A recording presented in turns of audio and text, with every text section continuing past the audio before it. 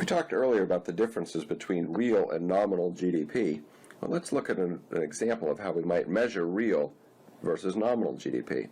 Remember, nominal GDP is GDP in the value of production in current dollars, where real GDP is in constant dollars. How might this work?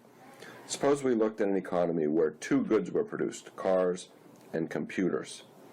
And we know the price of cars and computers in two different years, 2011 and 2012.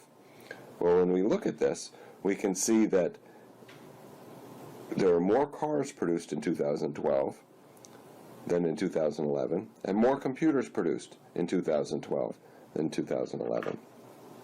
And we see that cars are more expensive and computers are the same price.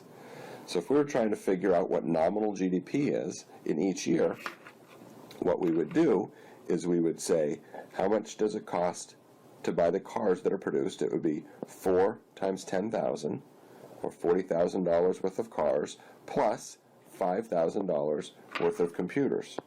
So we'd have 40,000 plus 5,000, or $45,000 worth of production in 2011.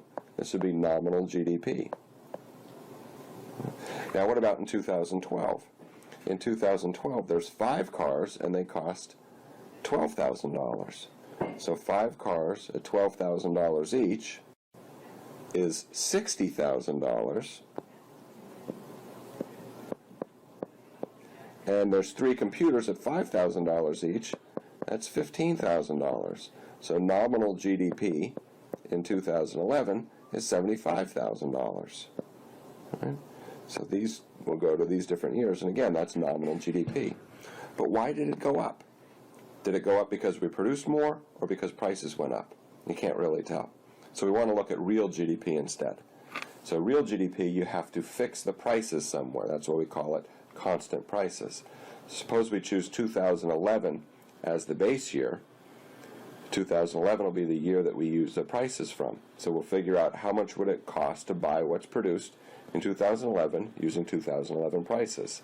And we know that's going to be $45,000. What if we looked at the production in 2012 and valued it with the prices in 2011? Then we would have 5 cars that cost $10,000 each, and that would be $50,000, and 3 computers that cost $5,000 each. That would be $15,000, or $65,000 worth of goods and services.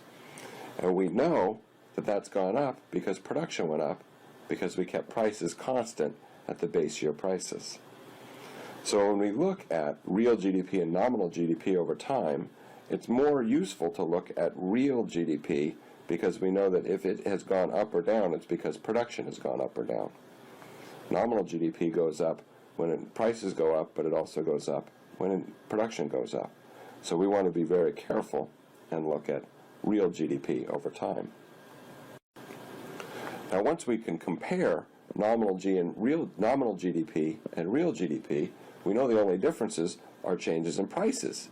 So we can produce a price index called the GDP deflator.